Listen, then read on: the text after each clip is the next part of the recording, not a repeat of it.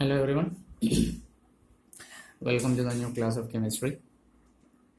In the previous classes we discussed about two main type of matter. One is mixture, second one is the pure substance. Mixture also have two types. One is the homogeneous mixture, in which the components are completely mixed with each other. Second one is the heterogeneous mixture, in which the components are mixed not thoroughly. They do not have a pure composition. Such type of mixtures are known as heterogeneous mixture. So that was about mixture, which was a part of matter. Second is the pure substance. So what are pure substances?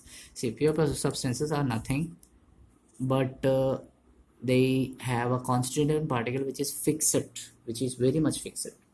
Like for example, copper, silver, gold, all these have a fixed composition, right? Pure substances are further divided into two. One is the element, second one is the compound. So what is an element or what is a compound? Element is the one which has only one type of atom. Element is the one which has only one type of atom.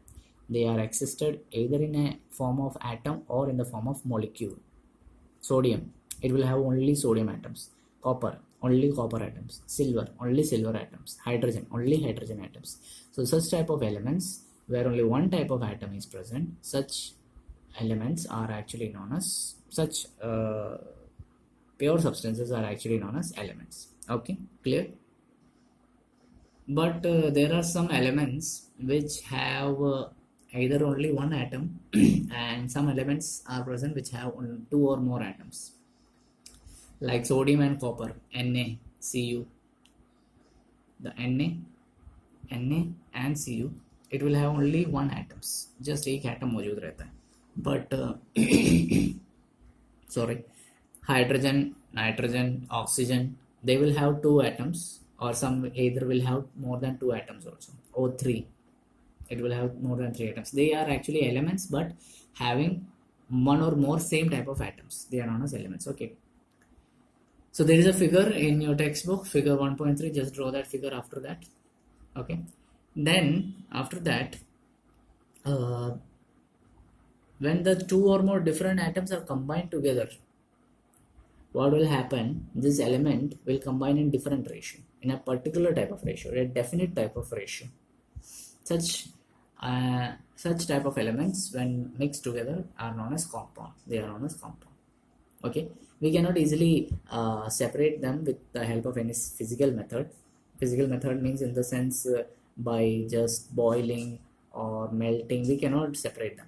We need some chemical method, means we can change by changing their composition, or by any other methods we can change them, right? Examples: H2O. H2O will have three atoms are present here, two hydrogen, one oxygen. Ammonia, NH3, it has four atoms here present, three atoms of hydrogen, one atom of nitrogen, and here three atoms are present in total. For carbon dioxide, one is of carbon and three is of oxygen. So sorry, two is of oxygen. So in total, three atoms are present. Also a figure is present there, 1.4. Just note that figure. Okay. So what are the physical and chemical properties which are dependable on any substance? So we had discussed up to now the various types of matter. One is the pure substance, another one is the mixture. Now we will discuss the main properties of any substance. See, any substance in this world, whichever we find, whichever we have, it has two types of substances, two types of properties.